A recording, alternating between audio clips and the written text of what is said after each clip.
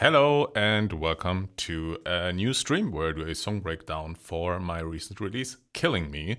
Uh, Everything still here is very new to me. You probably noticed if you joined the last stream that the camera has moved a little bit. And also, I still have to warn you, this camera, I think roughly after an hour, it usually just goes out. I don't know why. It's not like a specific streaming camera yet. We will get to that at a certain point. We will see. I think you might still find it interesting if you're into music production. So usually I kind of start the streams, like the song breakdowns. I often started with a explanation of how the song started creatively. In this case, it's the usual story. I just made a ton of different layouts, and I don't know why. So yeah, and then it's simply usually one layout really sticks with me, or sometimes a couple of layouts. So by layout, I mean it's usually I just sit down for one day and I try to make as much of a song as possible. And then usually the next day I move on to the next track and make another layout. And this goes on for a while. And then after a while I have something where, sometimes I have something where I immediately say like, oh, this is amazing. I really want to finish this right away. And then sometimes some stuff just needs to sit for a while. And I have to think about what I can make out of it. And then sometimes it grows on me. So this was one.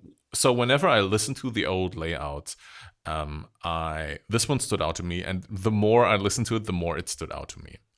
Yeah, and there's one thing I have to correct, because I think there was a little misunderstanding on Discord. Some people said like, oh, the drop on Killing Me was produced by AI. That's not true. I produced the entire drop myself.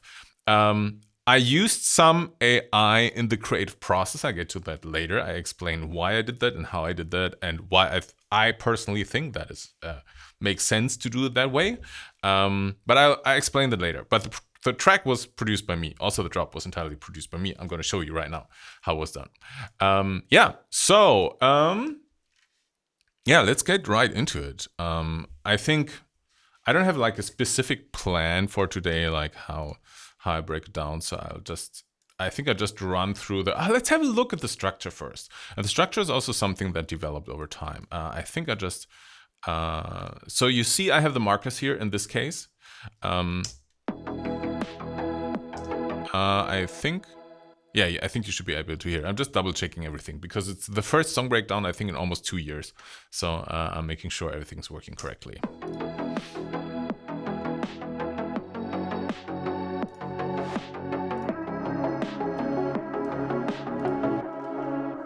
So it's the intro, obviously.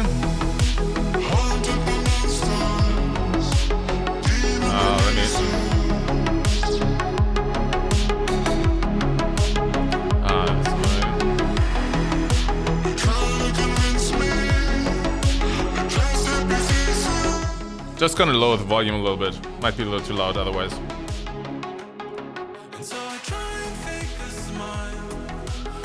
Yeah, so let's go through the structure first. Interesting here kinda is that it doesn't have a pre-chorus. A lot of songs these days have a pre-chorus. This one has a build-up here, but it's very simple. It's a short intro that you just heard. Then it's the verse, which is this part, which comes back here. And it also works, it's actually, there's a bridge that kind of does the same thing. Sometimes I wonder. It's switches, this time it's my voice. By the way, it's me singing the track. And then in the outro it comes again. Alright, so this theme,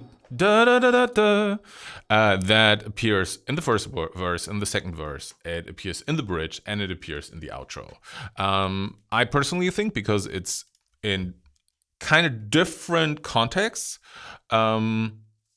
I would say it still stays interesting. That's why I made it that way.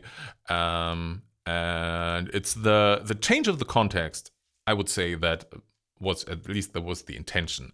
That keeps it interesting. Also, the change of the voice. So if you're wondering what's the voice here, like how it sounds, it's simply I have this little altar boy here, which pitches down the formants by 4 semitones. So if I take this off,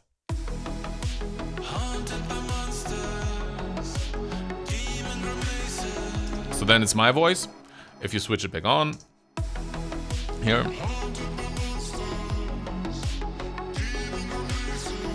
yeah. The intention here was to make it more interesting when the pre-chorus comes in. So you have the switch in voice, right? You get a little bit accustomed to this kind of voice.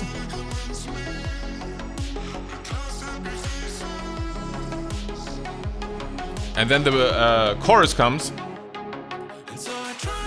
And then you have a switch in the voice, and it opens up because it goes up for the formants go up for 4 semitones. For those, I'm gonna try and follow the chat a little bit.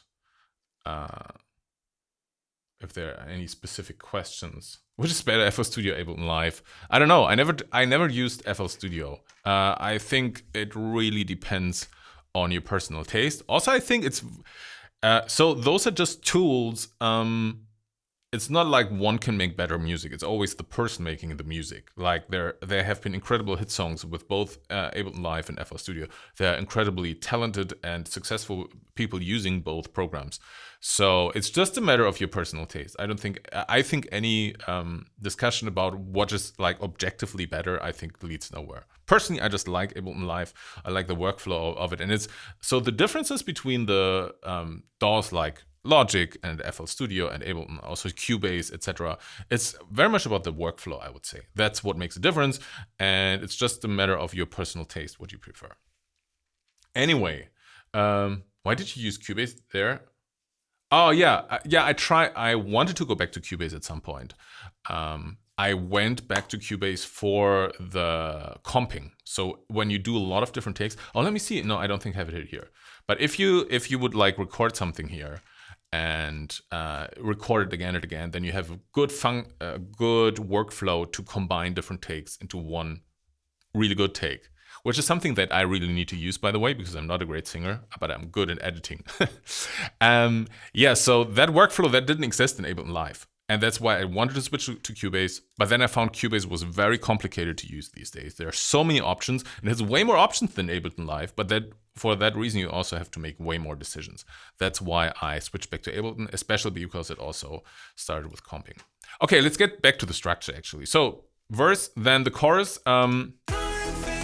This one here comes back here with a little extra in the production. And then it comes back with the second drop. So it's kind of, the first drop, I think that's also kind of unusual at least. So the first drop is instrumental. And the second drop is with vocals.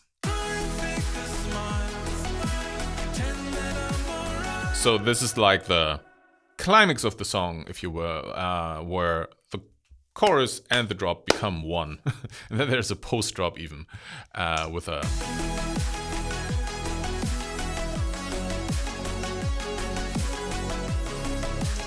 little instrumental solo. So those are the core melodies singing wise, is da da da da da, and then this one here is pretty much like also the melodies that follow then. Those are the melodic elements. And then there's the lead sound, which is basically, it really comes to the front in the drop. So this one here. Where it is. It also gets teased a lot in the beginning. Here already. And then it's just running through all the time.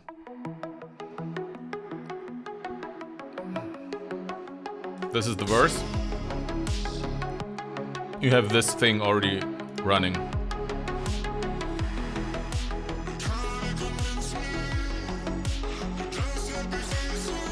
And later on, this one is an extra layer that emphasizes the lead, the melody in it.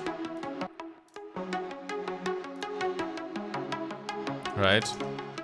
So then it's running in the background all the time. Then when it comes to the drop, you have heard the melody so many times already. That's why it kind of sounds familiar. I usually don't like it to bring something completely different in the drop. I think it's usually better when you bring something that's already familiar. Yeah, at least most of the time. There are no rules. By the way, very important for me, anything that I tell you today, what I do, I think there's absolutely no right or wrong in producing music.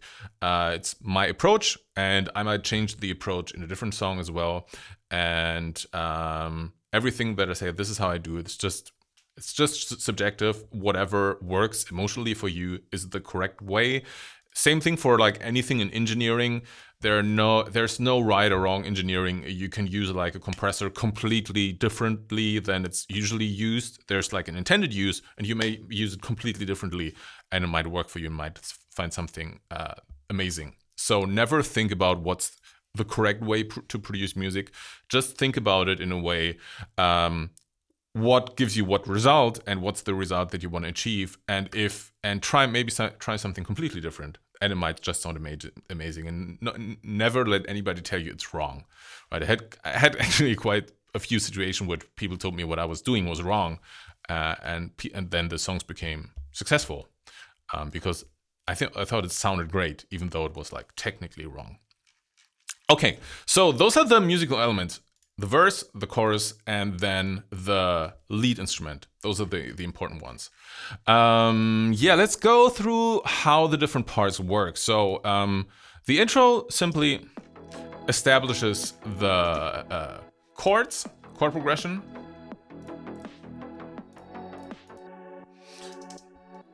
So it's a layer. I think that's kind of interesting. So this is a pad. At that time, I used a lot of Spire. So Spire is this VST instrument here. I used quite a few presets from this one here, like some presets that I bought. I think I bought some trance expansions. By the way, I love using presets. I would love to only use presets. Often I end up programming my own sounds, but only because I have to, because I have a certain sound in my mind and I cannot find any preset that has that sound, so then I have to program it. Personally, I think there's nothing wrong with using presets. It's quite the opposite. I think it's great because then I can focus on making music, not on like creating the sound from scratch. Avicii, I think. There's some production videos, old production videos from Avicii when he started. He used pretty much only presets, and I think he made amazing music. No debate about that. So, but here are also quite a few sounds I made by myself. So this is a pad, kind of standard. This is just some saw. This is actually not a saw, but you can easily make this. So it's a thick pad sound with I think this I made by myself to thicken it up even more. Yeah. So this is just some saw sounds, saw waveforms. And then this is, I think it's kind of interesting. This is a bell sound.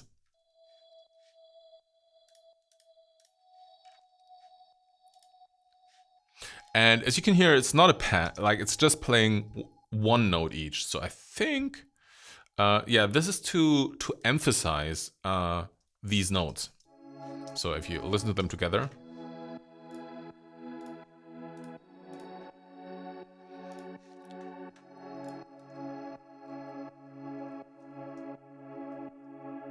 Yeah, so this is these layers. Let me see what's down here.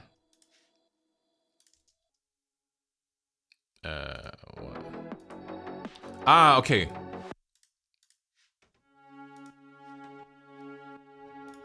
This is just one sound effect. This is from Contact. It's called Ashlight. Just playing this.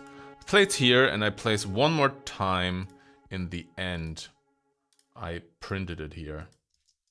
And here it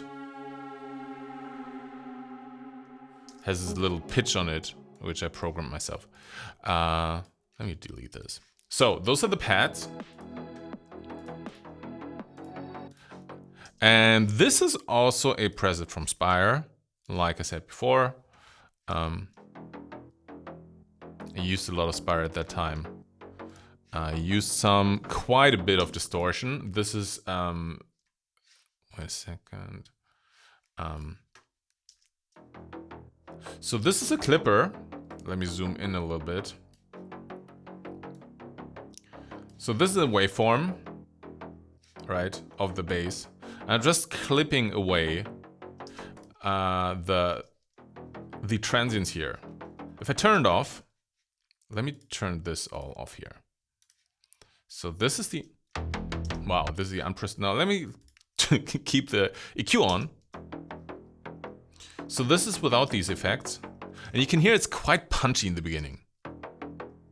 So that's why I cut off the transients. And then I use Spiff to take off the transients as well. So this is the difference, once again. This is without. You can hear the beginning of the notes are quite more percussive. When it's turned on, it's a little smoother. And then some sidechain. Like ducking effect on the kick drum. Even though there's only a very soft kick drum playing here. Drums in the beginning are super simple. Spectacular. Little reverb here. And then it's just my vocal. I printed it here. And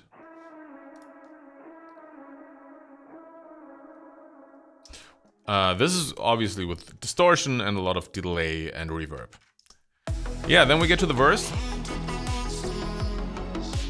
Once again, so one thing I think that's important here is if you listen to the instrumental here.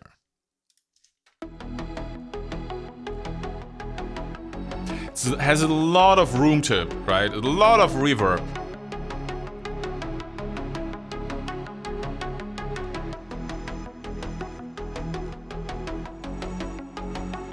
It's quite a mess, if you will, right? It's very, very muddy in a sense, and yeah, a lot of reverb, a lot of delay, and everything going on. It's a lot of pads as well, right? Here as well. So this is the bell pad. So, and also the lead has a lot of delay and reverb on it. Yeah, so there's everything together in the instrumental. So to balance that, if I would now put like some really fat drums on top of that, that would be too much. So the drums kind of do the opposite, mostly. Those are the drums. There are some little effects. I think this one here is one.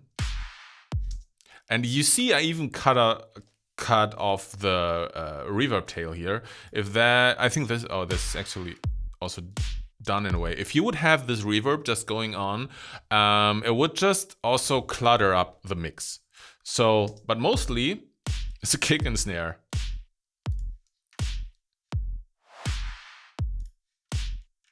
Then some. Also interesting, so there's a huge reverb, right? But usually it would sound like this. A long reverb going on, but this is cut off. So it has this little sensation of space, but then not to clutter up the mix because then the vocals start singing again. There's so much going on. It's just cut off. So. Right?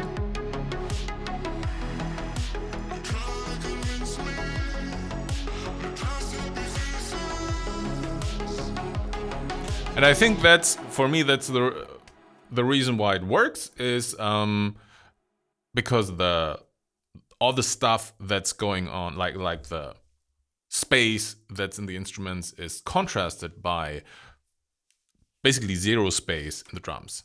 Simplest drums you could imagine in a way. Some effects here, there's nothing spectacular. It's just some splice samples here, mostly. This is one that I used so many times. This is not from Splice. Yeah. Yeah, those are just some effect samples. You can hear, of course, slightly different. Well, actually quite different.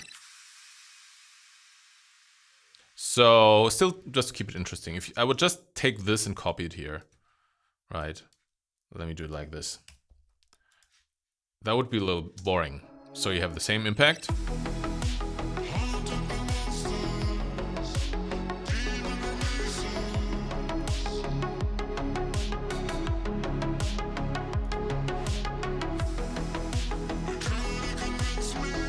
Same thing, exact same thing again. Not that interesting, so different hits here. Here's a little interesting effect, I think, by the way, in the beginning. I used quite some automation, like mute automation. So this is here the mute for all the instruments. Right? So you see it.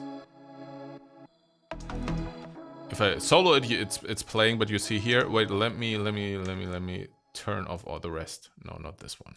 Turn off the drums. This is also an attempt, at least, to make it interesting. So cut off, right? And then I have this little reverse effect here, which is not playing because I muted it here. Let's try this again. So for a split second, you only hear this.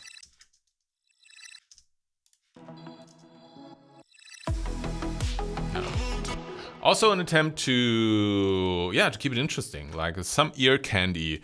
Those, in my opinion, are often the things that make the subjective difference between professional production and then more amateur production. Are a lot of these little details. I find this quite often when I produce myself, that I have a production and I think like, yeah, it's cool, but it doesn't, I don't know, it doesn't really sound professional. And then it can be fixed by adding those little tweaks, because then you don't have just like one part playing and the next part playing and the next part playing, but you have those little things happening. One thing is as well, let me see. No, it's not automated here. Okay. Yeah, so this is the verse. The bass, I used the same preset again.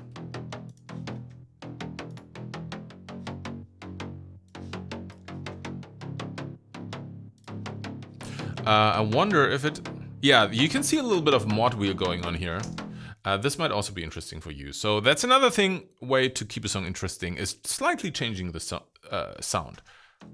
So you see this mod wheel here. Automation. You see it in the... I wonder if it even does anything, but I think so. Envelopes. Yeah, there you go. So... yeah, it does something. So when the mod wheel is up all the way, it sounds like this. When it's down all the way, it sounds like this. So it just makes the sound somewhat harsher. So in the background, while the bass is playing, slowly opening up.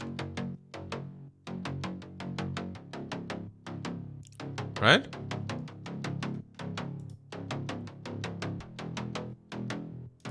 Even more.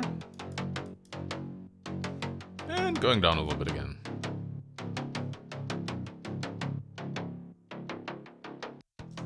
And then just kind of the same thing in the chorus again, just on a higher level, right? And there's something similar going on with the lead sound. If you listen to this, the lead sound is even more obvious.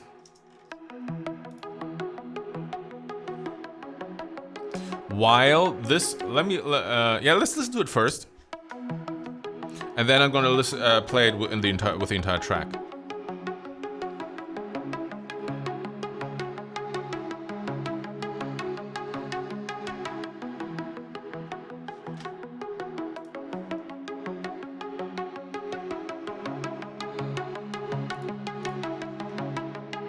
Okay, let's play it with the vocals and with the rest of the track.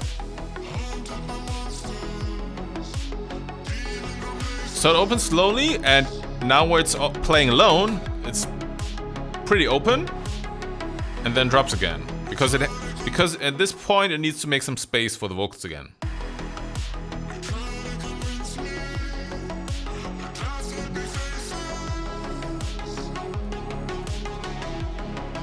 And then now you hear in the background this riff here is becoming somewhat more aggressive. That is because there are two instruments playing along. It's this bell here. This is a sound, quite a more sophisticated sound that I made completely by myself. It's a combination of diva and silent with a lot of effects on it. And then there's this 303 here. I think I made this one by myself as well, yeah. This is like it's not an actual 303, but it's like the kind of acid synthesizer.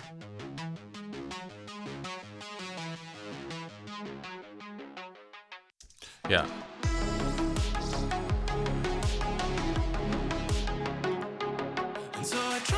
And all these things you can, like, you could leave away the automation in the lead, you can leave away the automation in the bass, you can leave away these little details. But if you leave away all these little details, then the song as a whole just becomes way more stale, right?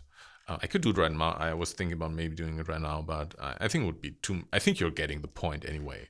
One more thing is important mixing-wise. So this is the lead sound. And you see in the very end, I just cut it off at 104 hertz in this case. And then I made a sub by myself. I love using Sylenth, good old Sylenth for the sub. In this case, it's a saw wave, but filtered. So it's a saw, right? But filtered. And that's there for the low frequencies. Because this one, it sounds low, but it doesn't have the low frequencies. This brings in the low frequencies. I use sub basses very often. It's just a great way to control the very low end of your mix. Because then otherwise you're quickly running into phase issues, where one bass cancels out the other bass. If like one, so basically the waveform that you see here in the lead vocal, by the way, for example. So you see these things here. So this line is basically the speaker, this left speaker. This is the default position of your speaker. Right, let me bring this up a little bit. This is the how the speaker is when nothing's playing, and this is the movement of the speaker. Right, it's just very, very, very fast. So if one bass, if you would have a bass and the bass plays like this, right, and you have another bass and the other bass plays like this, goes the other way around, they add up and they just add to 0. And then when you have a couple of different basses playing, wait, I have to reset all of this, otherwise it's gonna blow our ears out. Yeah. And then what happens if you have a lot of basses playing at the same time? You might wonder why it's sometimes super strong, has a lot of low end, and then all of a sudden has like no low end. And then when you play it again, it's in different spots. That is because of phase cancellation, right? What I just showed you. So that's why usually when I have, even in this case, when I have one bass, but even more important, when I have a couple of basses layered on top of each other, I just cut away all the low frequencies on every bass, like this one here. And then I put a sub bass on, and that is the only instrument that's playing in the actual low register. So on this mix, it should also be, let's do something, yeah. I already put in a Q4 here. So this is the frequency spectrum here. So if I turn off the bass and the actual kick, verse. Yeah, so this is 100 hertz here. This here is 100 hertz. And if I turn those two tracks off, so this entire track song has 155 tracks, right? If I turn those two off at this part, You see there's nothing going on under 100 hertz. Right? And then I have the kick. And I have the sub bass. This is what the sub bass is doing. So that way, it's very, very simple to control the bass of the song, right? It's just those two tracks going in. If I have any problems with the low frequencies, I can just basically just check those two tracks. Those are the two tracks in the low frequency. Everything else is above. Yeah, what else do we have?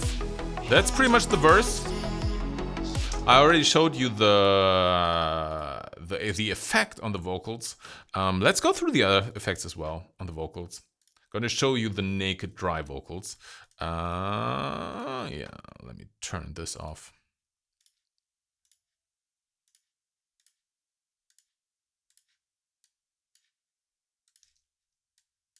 Haunted by monsters, demon grimaces. So it's the lead vocal in the middle. So it's this here. Haunted by monsters. You can hear a little bit of autotune. Like I said before, I'm not a great singer. I just edit everything. And then it's to the left. Haunted by monsters. It's quite distorted, as you can hear. Haunted by monsters. So this is left and right. Haunted by monsters. The distortion is there to give it a little bit more of a crispiness and fatness as well. Yeah, and then so those three are combined. Haunted by monsters. Then I add a little bit of chorus. This I love the Dimension D from Arturia. Really good stuff. Haunted by monsters. Just a little bit. This is without. Haunted by monsters. Haunted this is with. And I'm gonna skip this for now. No, actually I can put it in. So then it's Haunted by monsters. The formant pitch. And then I distort it. Haunted by monsters. Haunted by monsters. Quite a bit of distortion, as you can see here. Haunted. So this is without. Haunted by monsters. This is with. Haunted by monsters. And then I use soothe. Haunted by monsters. Soothe to take care of some of the harshness. What do we have here? Oh my god. Oh, okay. Yeah, so these effects they develop over time. What did I do here? I think so I think after mixing it for a little bit, I realized that it's too wide. And I wanted more of the mid frequencies in the middle. Yeah, this is something I can show you, by the way. It's something that I do often in the end of the, like when the mix is pretty much done. I check for mono compatibility. So I put in a utility.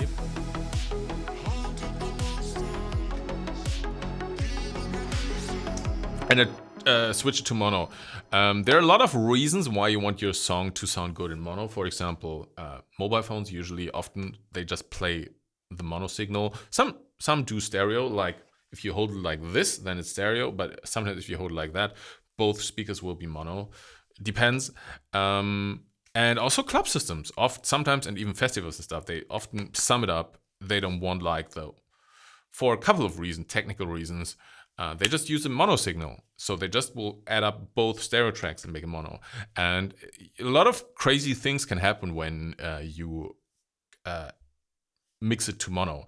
And what happens usually when you listen to any track, this one as well, whatever's really wide becomes softer in the mix.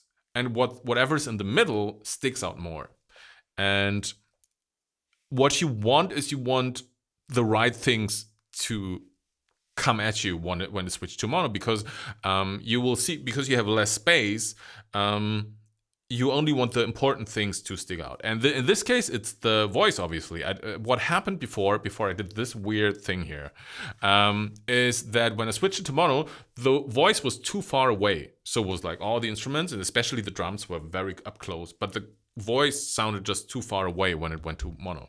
And so what you see here is that I lifted the mid signal, and then I did some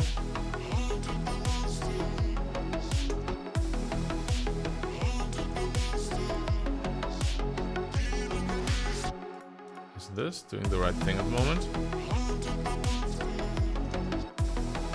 Yeah. Kind of subtle. I'm wondering if it's even... Yeah.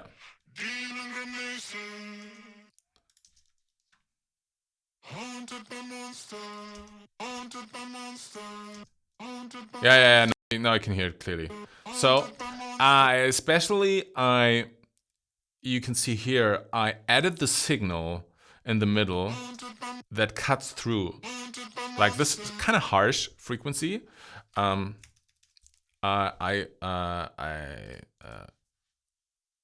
added more of this harshness sort of in the middle frequencies of the voice. So that way, when it becomes mono or the cutting through frequencies of the voice, they're more in the middle. That was the plan here. And then I think there was a little harshness that I controlled here, and I just removed a little bit of the low frequencies. It's actually not that crazy in the end. Yeah.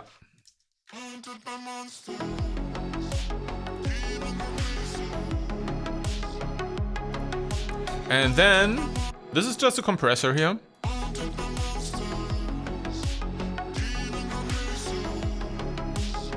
And then what follows is... So the rest of the vocal mix, by the way, is kind of similar to this one. So all these details, we don't have to go through every of these tracks here. This is just the general vocal setup. So this is a delay.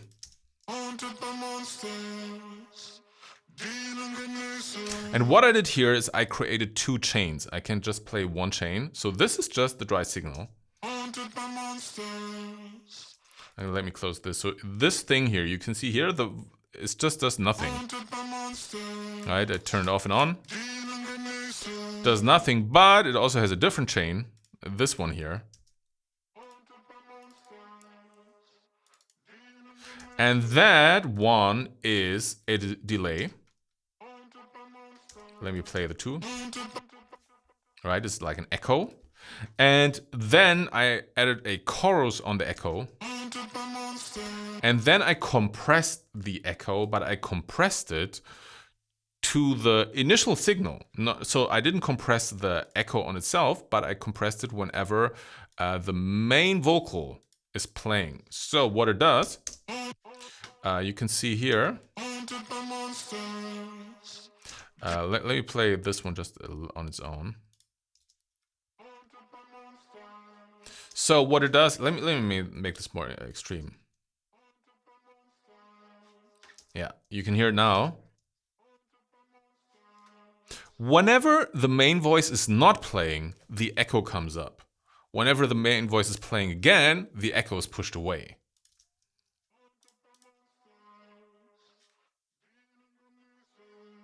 All right, let me mix it with the other one. And let me add more to this.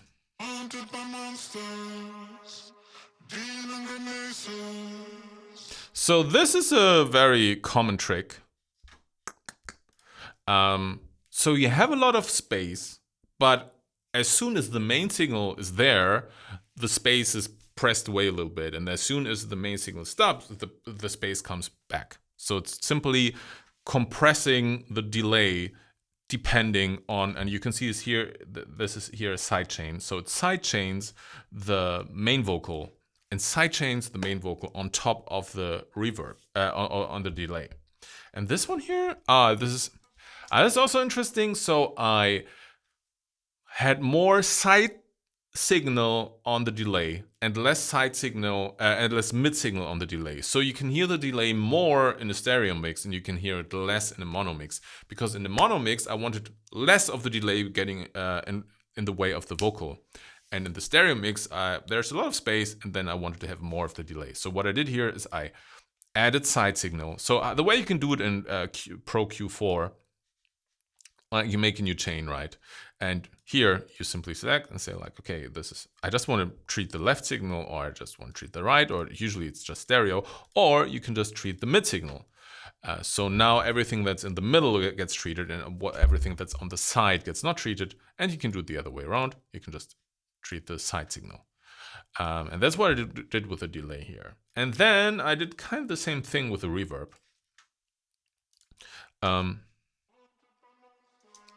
Let me turn on this here again. So this is the reverb. And the reverb is once again compressed through the main signal. So it's not the reverb itself is compressed, but once my signal is there, so the singing's there, the reverb gets pushed away. As soon as the singing stops, the reverb comes back. Especially here with the Demon Grimaces, you can hear it very clearly. Okay, so if you combine these things together, the overall mix.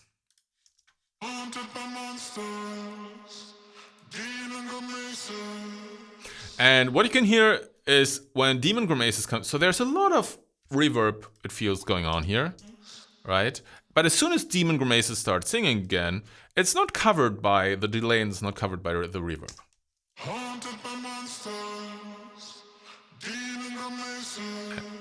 And now it comes back. It's subtle, but if I would turn these off here, I can do that. So this is the compression. This is the sidechain compression.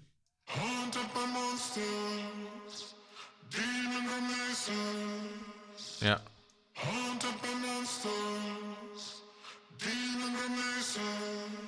It's more it's more one thing, right? Like it's more like you have the echoes and the reverbs they're just there all the time. Whilst when I turn these on,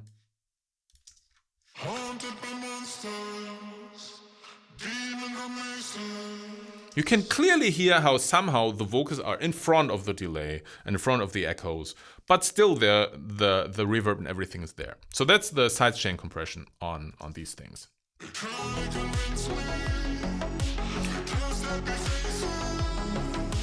And clarity of the mix is so important. So one more thing that I did, which works amazingly with Pro Q4, because in Pro Q4 you can also use a sidechain signal. So what I did is I took the voice.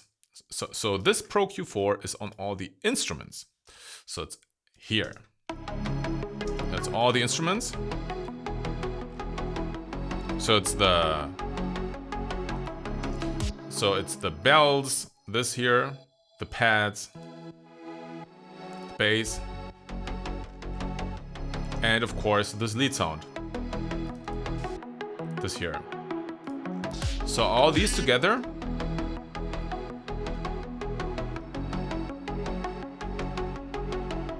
So, and then I selected this frequency range here.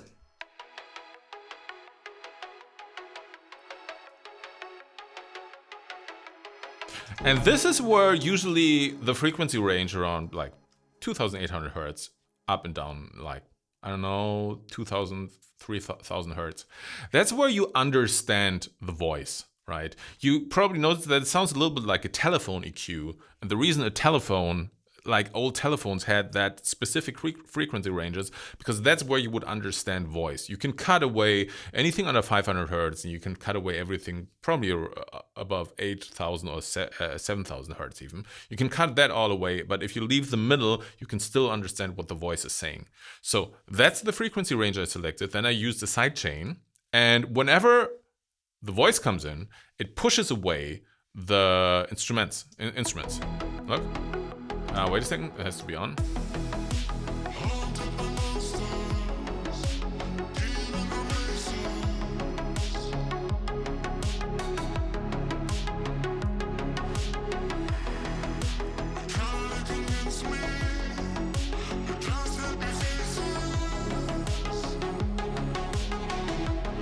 Yeah. So the goal is simply to have the voice cutting through, so important, but at the same time have all the reverb and all the space going on. So that's typical struggle that you have as a music producer is you want it to be like wide and big and huge, not all the time, but sometimes maybe. But then you also want the voice to stick out and like to be very clear. And this is one of many possible solutions for that.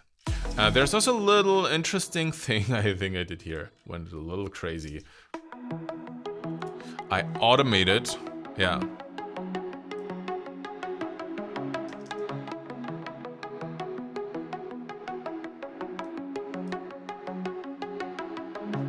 Yeah, so this is Spiff, and what Spiff does is it removes the transients. So if I take this and put it all the way up here, this is what it does when it's all the way up.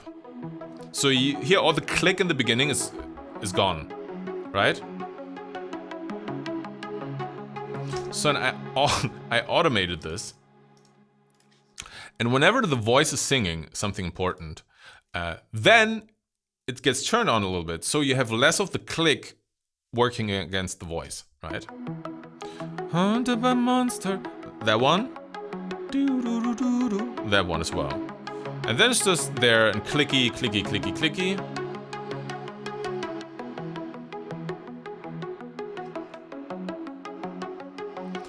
And whenever the voice, let me play it together with the voice.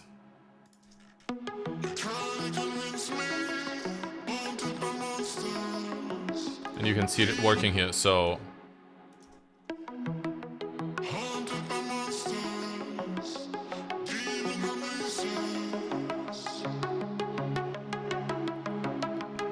And again, this, and then same thing repeats. So once again, this developed over time. I was just mixing and thought like, yeah, I like the mix overall, basically at this point. And I thought like, yeah, it's only the lead is a little bit getting in the way of the voice. What can I do about it? And you can see the same thing here. So this is the chorus.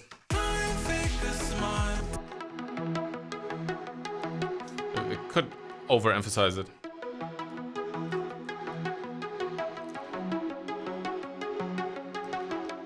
And then as soon as the voice has a pause,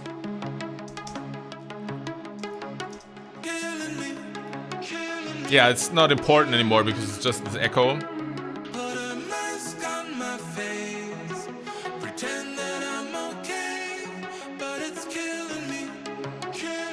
And now the lead is playing more aggressively again.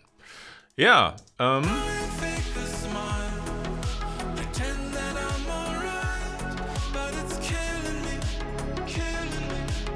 So this here is just automating the form and pitch of Little Altar Boy, which is this here.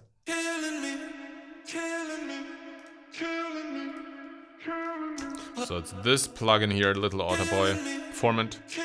I have this little thing here going on because sometimes it just wouldn't work correctly. Sometimes it just, the automation didn't snap in, so I just made this little weird thing here at the beginning.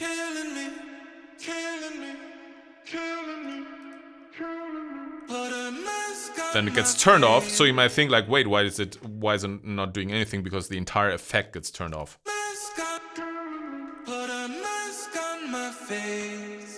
Pretend that I'm okay, but it's killing me, killing me, killing me.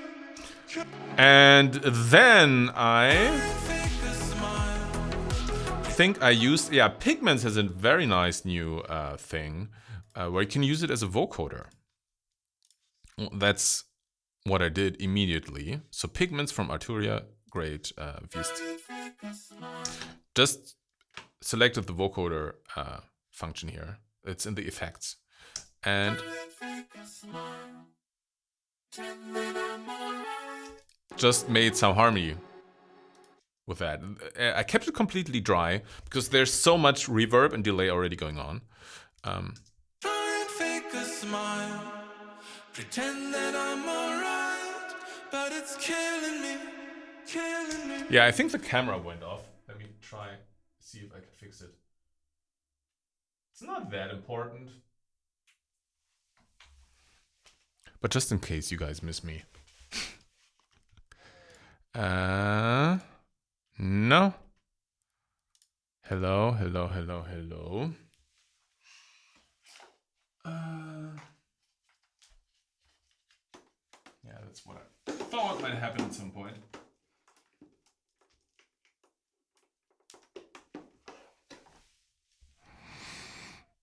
Elgato.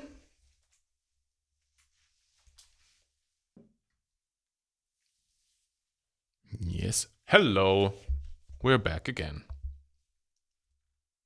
Okay. Yeah, so this intentionally leaves out the main voice. So the main voice I think would be here.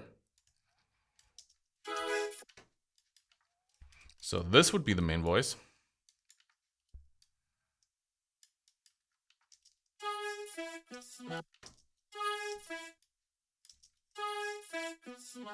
Right, but the harmonies are just around that. So it's this E major. So the G sharp, E, B, G sharp, they are not played. It's just on both sides, if you will, on both sides of the main voice.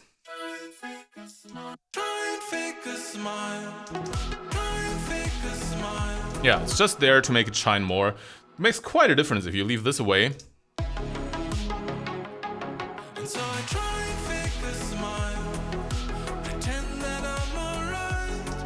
This is without harmonies.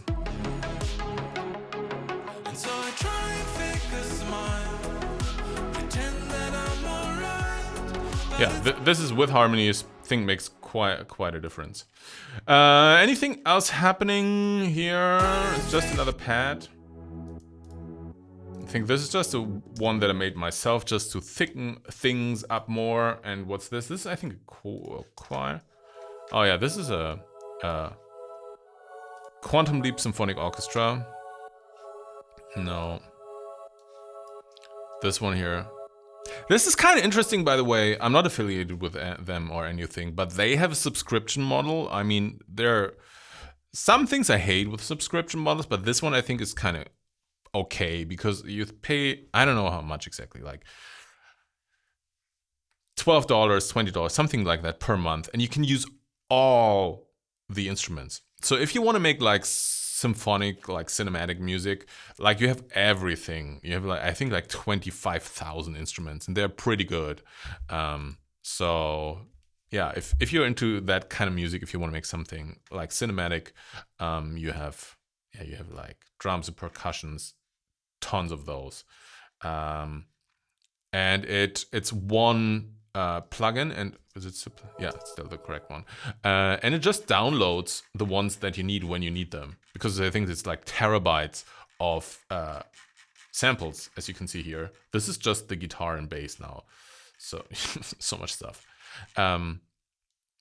So it doesn't, you don't need to download everything, but whenever you need something, then you click here, you select it, and then it downloads it, and then it's on your computer. So this is just more to make it shine more.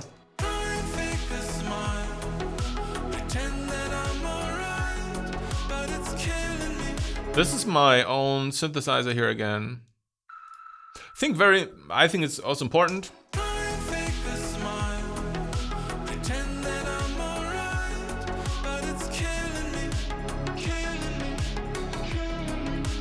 If you leave it away,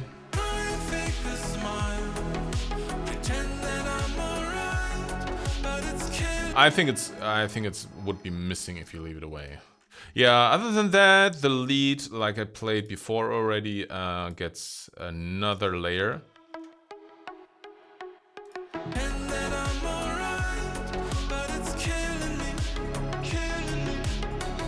Yeah, so this is where the AI comes in. Initially, what I had was chorus, and at the end of the chorus, I would just go into the second verse. Something like that. Obviously, the transition was better. And the song was finished. And after the song was finished, I thought, like, I wonder what it would sound like if there was like a drop. So I already had this melody here. This one, right? And I thought this might make a good drop. So it could have like a build up and a drop with this melody. So I used Suno, I think. I don't know. I always confuse the name of those.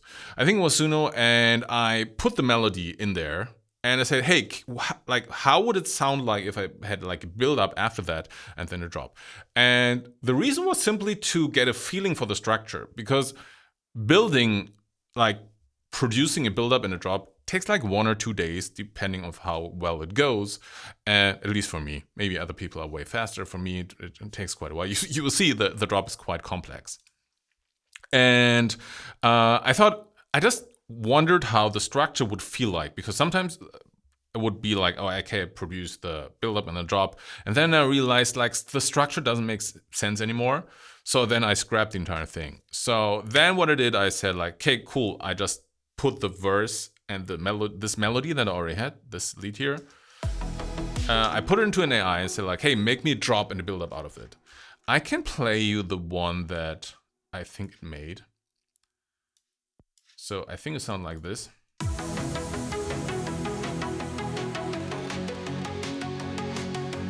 So this is AI now.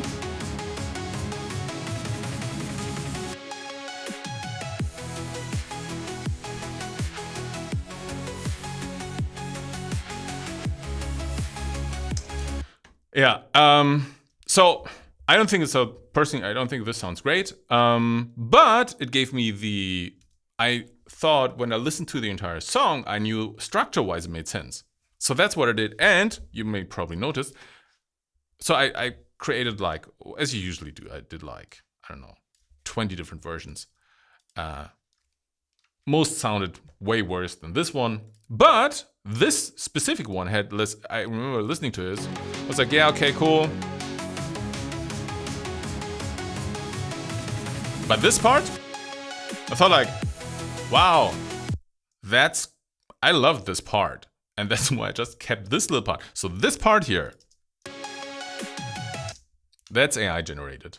That's it. And then the drop, I mean, the AI made this drop. This is the AI drop. And it kind of used my melody, it changed it somewhat, but I used the original melody that I had, and then I produced this here.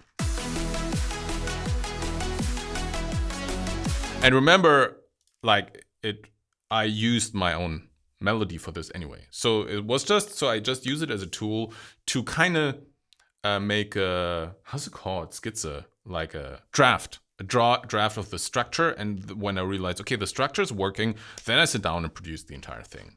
So build up is pretty kind of standard, if you will. There's some filters happening, and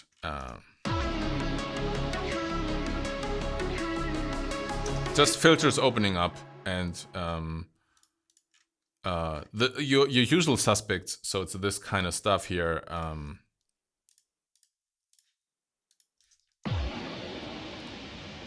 And then risers.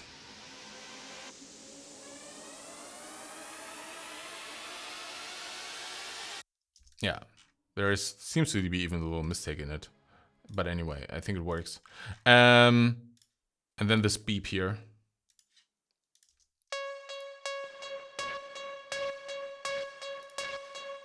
It's also two sounds that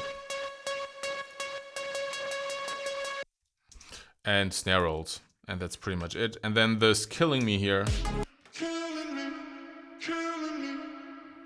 It's just a filter, so you can see it here. Filter closes slowly. And obviously the formant, if you watch this here, this is what makes it. Like, this is changes the... The interesting thing, I think, is that it feels like it's deeper, but it's actually the same note still, right? It's that note still, but when you lower the formants, then it feels like it's going down.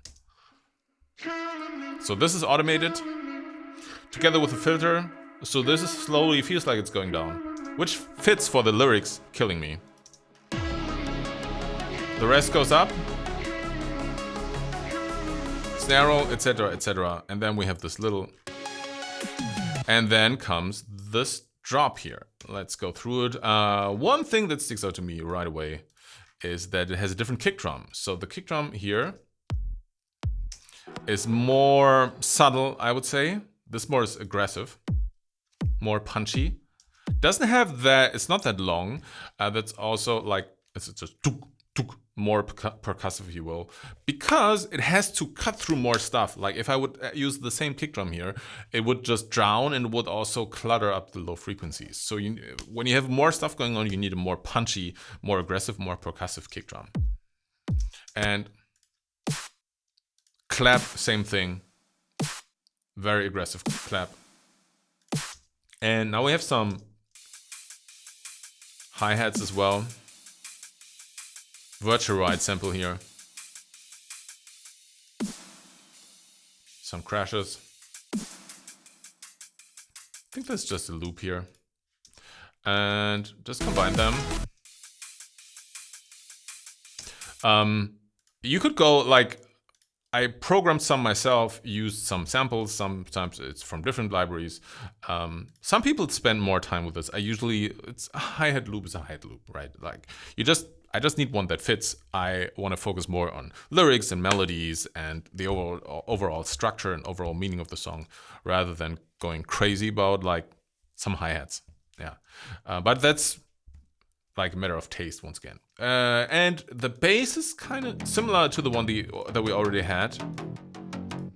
I didn't take off the... Oh no, I think maybe I even did. The percussiveness, the transients. Once again, sub bass.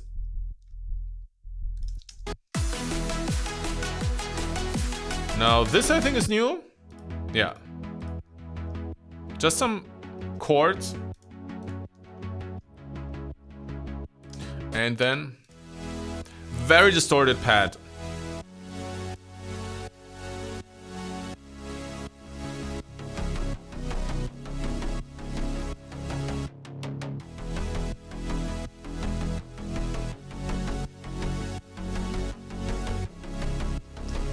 And then we have the lead, which I often layer a lot of different things, which I did here as well.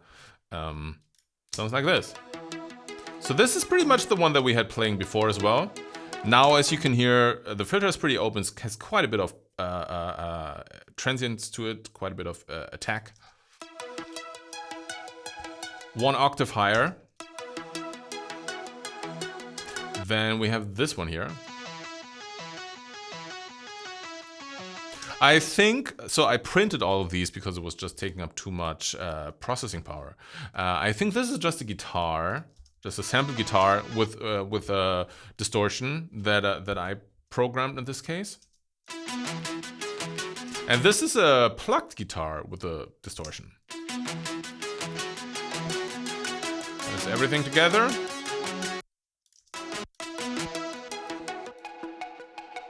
And then more plucky sound. I think I programmed that one myself as well. I think it was from Pigments.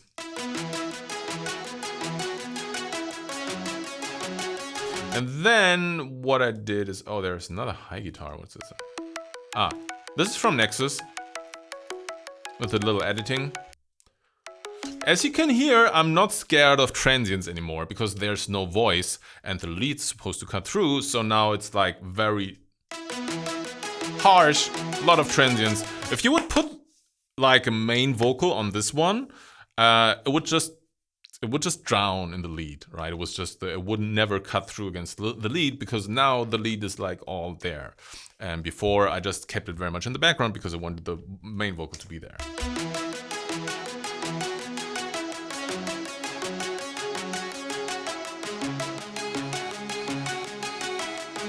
And you can already hear there are like little details going on. Let me see.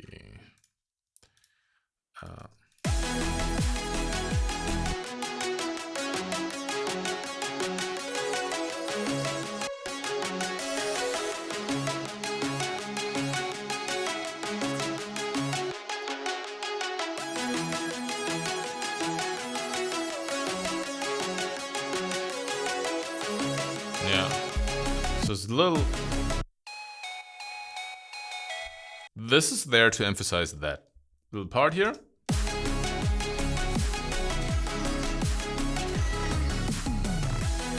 And there, this little fill.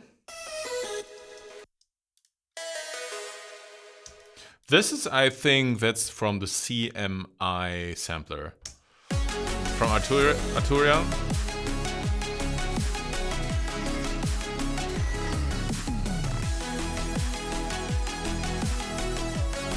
Here, there's either it's envelopes or automation. I have to check real quick. A little bit going on. Yeah. No, this is actually, yeah.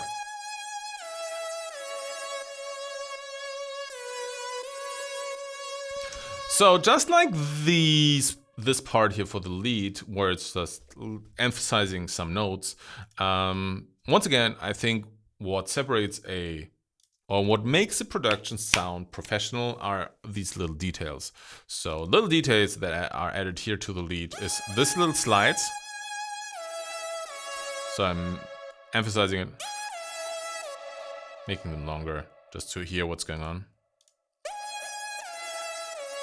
So it's just starting a little higher, the note. Choo, choo. If I delete this. Versus. It's a little slide into it. And then we have a lot of envelopes going on. So one is the filter here. And then the next, I think, is where is it? So the LFO. Yeah. Yeah, so the LFO, let me make this more.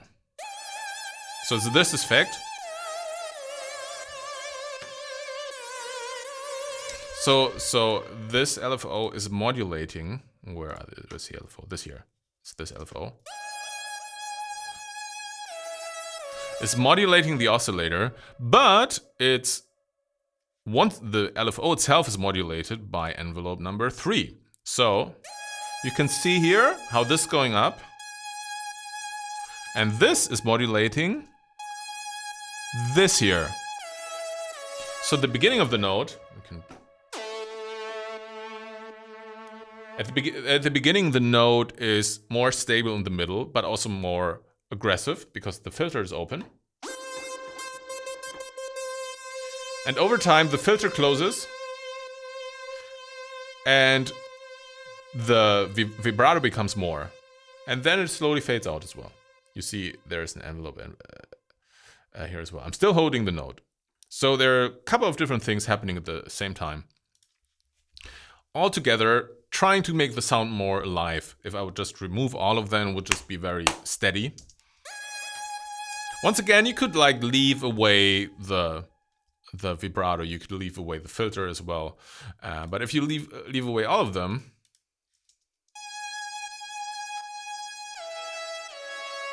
and with let me delete the envelopes as well,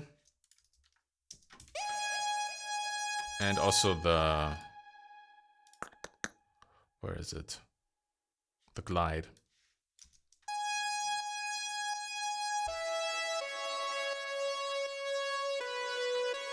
It would just be way more boring.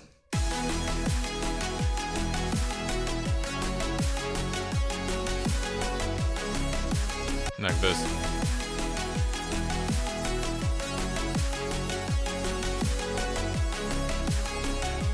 Alright? Yeah, and so adding all these little details. Not sure if I can ever recreate it, doesn't matter. I saved a separate project here. Yeah. So these little details, they sum up. Once again, every single of the details probably doesn't matter that much, but the sum of all of it, I think makes this part more interesting. And this here is also, I have to check the time because I have to go in like 15 minutes.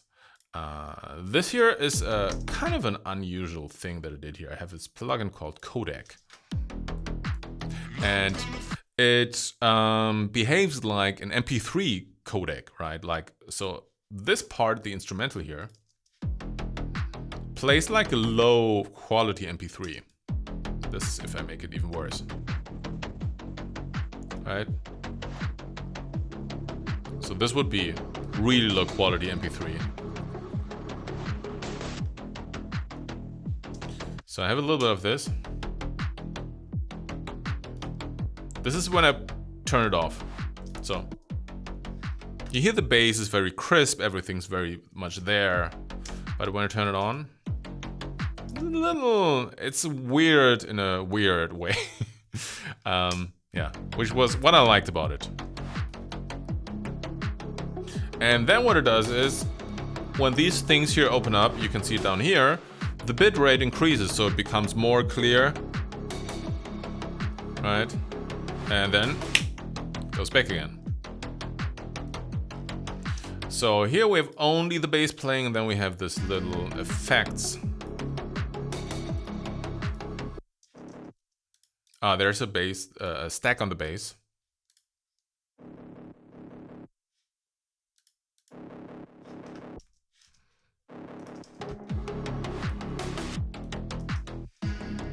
And a few atmospheres going on. So this one here is going from the start. And this here, I think I have it from Omnisphere, tweaked it a little bit, automated it. Have this like coming to the front, then being cut off. And this is, I think, also from Omnisphere, if I remember correctly. No, I think I made this myself. I don't know. No, I think it might be Omnisphere as well. So more atmosphere. And so I try and fake a smile, pretend that I'm alright, but it's killing me. And this effect here is simply my voice. If you haven't done it before, I can do it real quick. So you take the voice like this.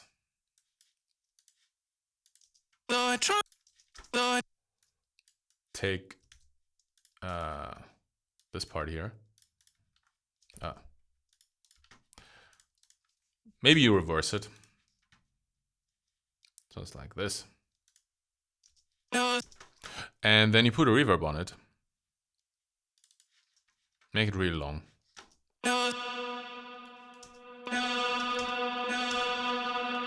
Then you have to delete the rest of the stuff here. Otherwise it's gonna take forever. Then you print it, and then you reverse the reverb on the note. Let me see how long it would take now. Yeah, don't wanna wait for that now. Yeah, so that's how this one was done here.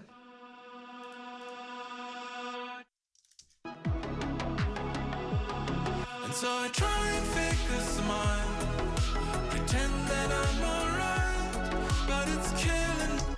So just an arpeggiator playing these chords here.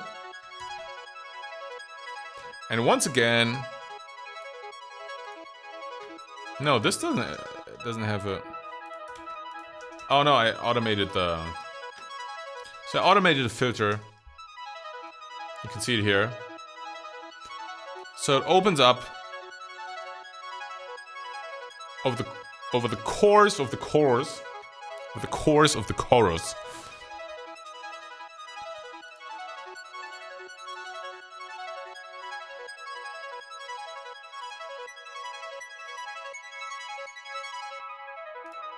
And then goes into the bridge.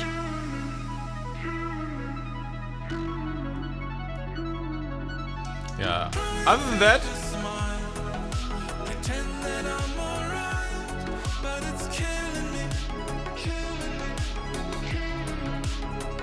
yeah, little difference is first chorus.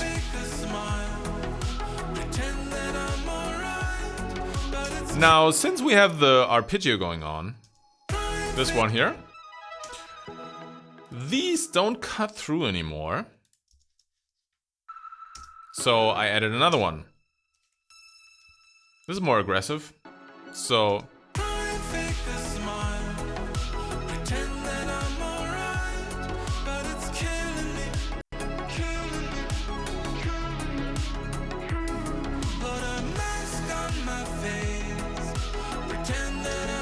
nice 80s drum break. Just Lindrum samples.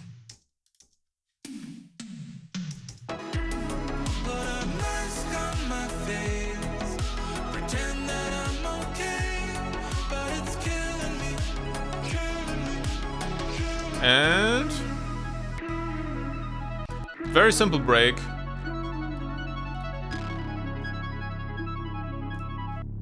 It's just only the arpeggios playing the chords now. The camera went off again. I'm gonna tweak it in a second. Yeah. And the bass. It's very simple here.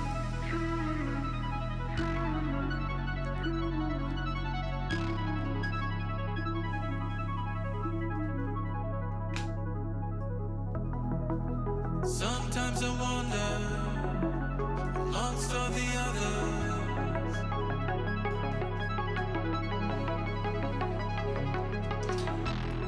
Yeah, and then it's just the filters going up again. Let me try and see if I can get the camera to work again. Sometimes I wonder amongst... Yeah, there we go. Sometimes I wonder There. amongst all the others. Just the lead coming in again. Same lead as before. Nothing new Sometimes I here. wonder amongst all the others. What's new, what I said before, in the structure is that this is the first time that we hear this melody. This melody. This so far was only with this weird voice. The bridge. We hear it for the first time with a natural voice. Sometimes I wonder amongst all the others.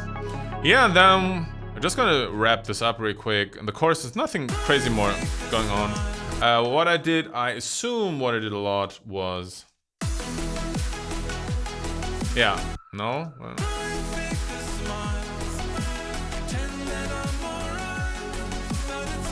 yeah, what I did in this case, I don't know why I did it differently this time.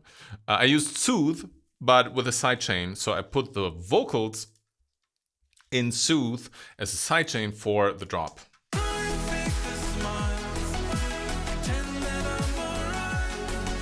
Let me...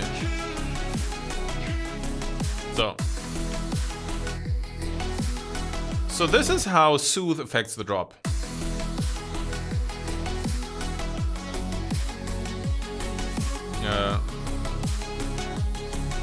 So this is without. It's just there.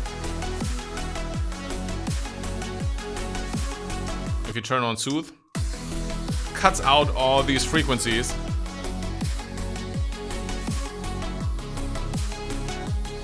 And it just cuts out the frequencies where the vocals are singing.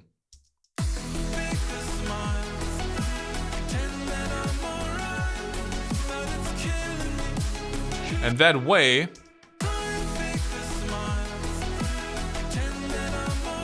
the vocals still have a chance to cut through. They're kind of covered by all what's going on in the drop, but they still have a little chance of cutting through.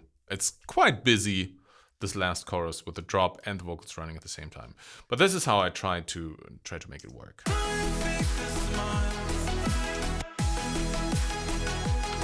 Yeah.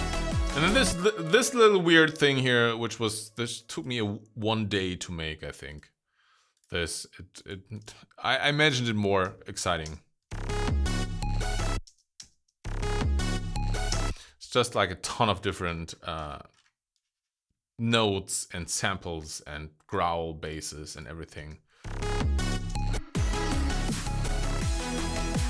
But yeah, it's a break. Yeah, and then we're done. Haunted by monsters, demon grimaces.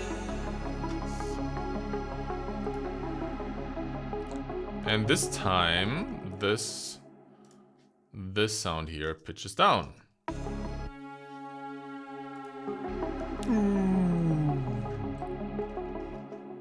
Yeah, and that is the song. Any questions? I have like 10 minutes left, probably. So if you have any questions, I'm following the Twitch chat, by the way, now for the first time in 2 years or 1 year. I don't know, in a long time. So if you have any questions, ask them about Serum 2, please. Serum 2 is amazing. Where did you get your drum samples? Usually, so it's different. Of course, I have splice. Wait a second. Wait a second. I can also switch back to me. Oh, no, the... Where are you going? Yeah, okay. Of course, I have splice. So I would say like 60% of my drum samples come from splice. I build some by my own, like some I build from synthesizers as well. Sometimes I build them like by combining them or taking a drum sample that already exists and like putting it through a lot of different effects, for examples, or using like sample libraries. Like for example, you have like a high quality timbale from Native Instruments, and then I'm taking the timbale and combining it with the snare and then putting a couple of reverb and stuff on it, so creating something new out of it. So it's different ways. There's not like one thing where it's like, this is how I get my drum samples. Will the next song use AI? No, it's pretty much done. The next song, no AI, didn't use any. It was just this specific thing because the song was finished. I already had the master played out, and after it was finished, I thought like, wait, but I wonder how it would sound like when it had a drop. So I thought I want to check this really quick because I don't want to waste 2 days trying. Okay, this is how it would sound like with a drop. I don't like it with a drop. So I just want to get an idea if a drop worked. So that was the only reason why I used it. Will the recording of this stream be uploaded to the TheFatRat vlog? Yeah, that will be uploaded for sure. I'm still a little bit hesitant with uploading the Q&A because just me talking, like answering some questions. But this, I'm sure there's people interested in that. At least some people are. So how do you keep the sound level consistent throughout? Sometimes it's easier. Wait a second. Sometimes it's really hard. So what I do is I automate. I usually have at the very beginning, I have a utility. And I just automate this here. In this case, I just had to pull up the intro. Sometimes this is like crazy. It's like, oh, this part is a little too low. This is a little too high. And then I just automate it back and forth 100 times. Yeah. Oh, by the way, the stems are on the website, TheFatRat.com. If you go to TheFatRat.com, downloads, and then you find immediately Killing Me, and you can download the stems. So if you want to make a remix or play around with it, feel free to do so.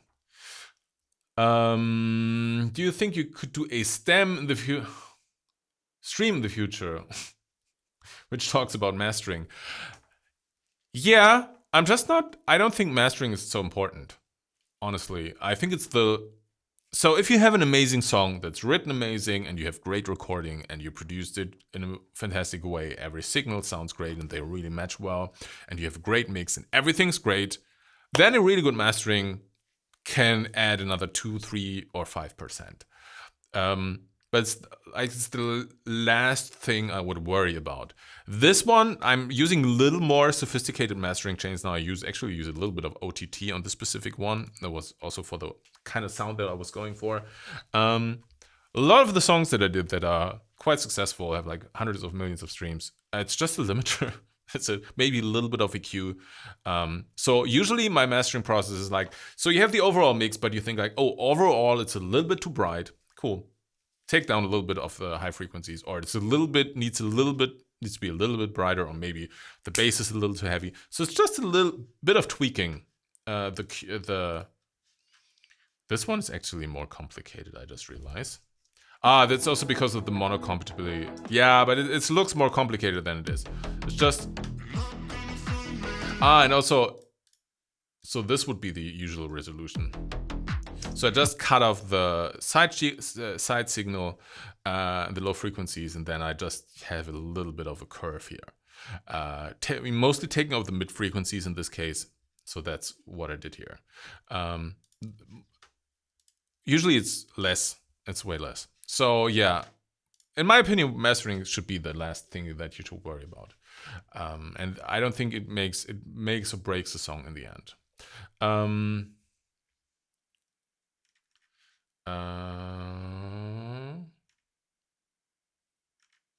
What was I? Good to see you back here. Thank you for the live. Just a quick question. Why do you switch to close back headphones? Recently, I bought the focal you recommended. Oh, yeah.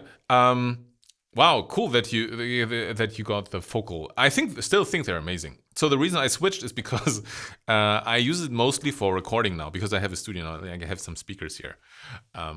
I used it mostly for recording and for the Discord event. And then it's way better to have closed headphones because you don't want the sound to bleed into the microphone.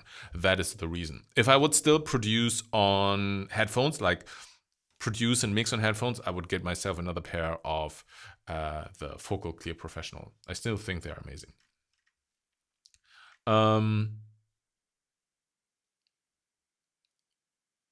Do you use loudness meters like Yuli? No, I don't. I'm not so worried about the loudness in general. Usually I decrease each track by 5 dB and use a limiter on the main. Yeah, I think it depends on how hot you go into the you go into the master. Sometimes you have to lower it, sometimes you have to bring it up. Okay.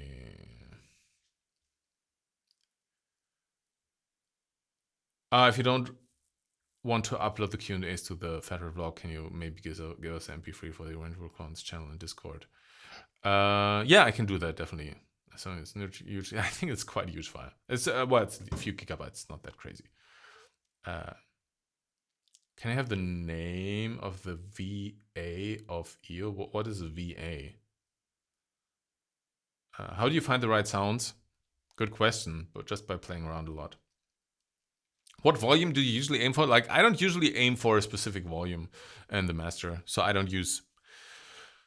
usually just use the limiter and check when so what you can do is you put in the limiter and you switch it to a mode. Every limiter usually has that, where it doesn't get louder, right? You just limit it, but it keeps the volume the same.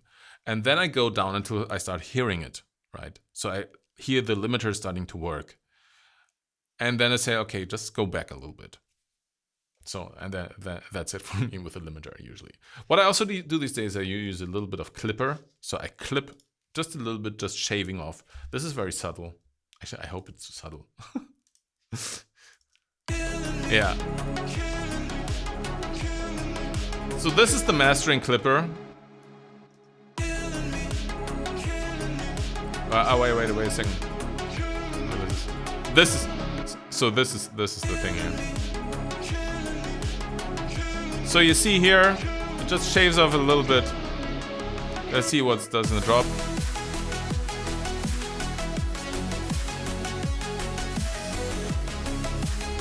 Just catches some of the strongest transients. Yeah. Cool. So how many chapters will there be in the album? It's going to be 13 chapters because some people already commented like, yeah, it's one more chapter and then the album's done. No, it's 4 more chapters. But we're very voice actress. Yeah, I don't have her name on the top of my head because my wife's taking care of it. She's amazing. I can strongly recommend working with her. Maybe shoot me a message on Instagram.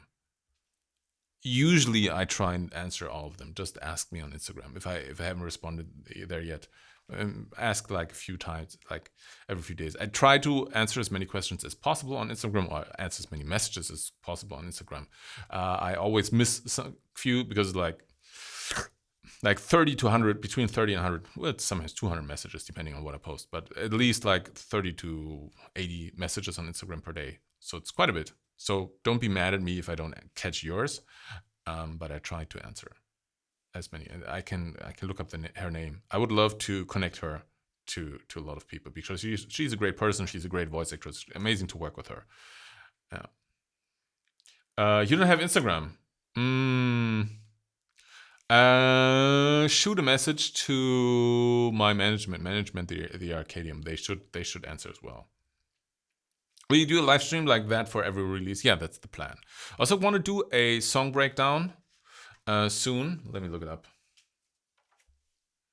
Oh wait, I can do it here.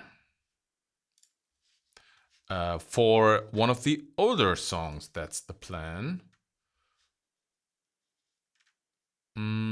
Feedback, guest, feedback, breakdown.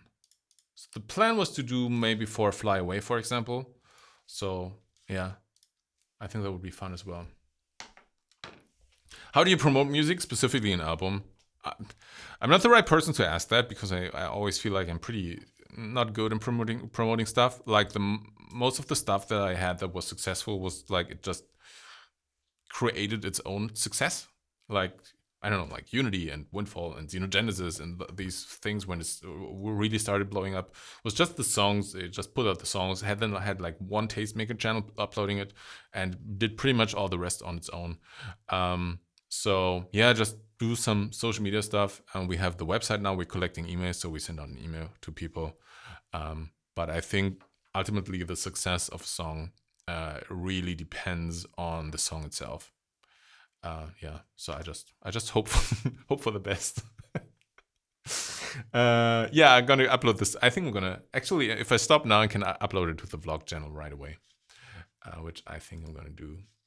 Yeah, so I hope it was interesting for you. Once again, I'm not here to tell anybody how to produce music. I'm just here to give my perspective and share something. Like this is how I made the song. Personally, I think I find it always incredibly interesting to see how other people produce their songs. I think if you see anything from this stream is that I'm really fascinated by music production. I love doing all the details and tweaking everything and making melodies and writing songs and also writing lyrics and stuff.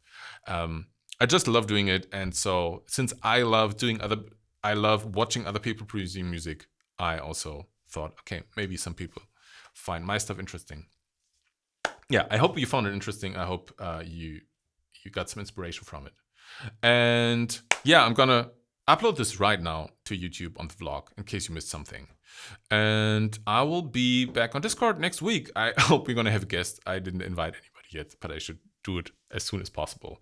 And then the next song I think will be out in 5 weeks already. We are pretty much finished with it. Just doing one more vocal session. Really, really loving it. It's one of the demos.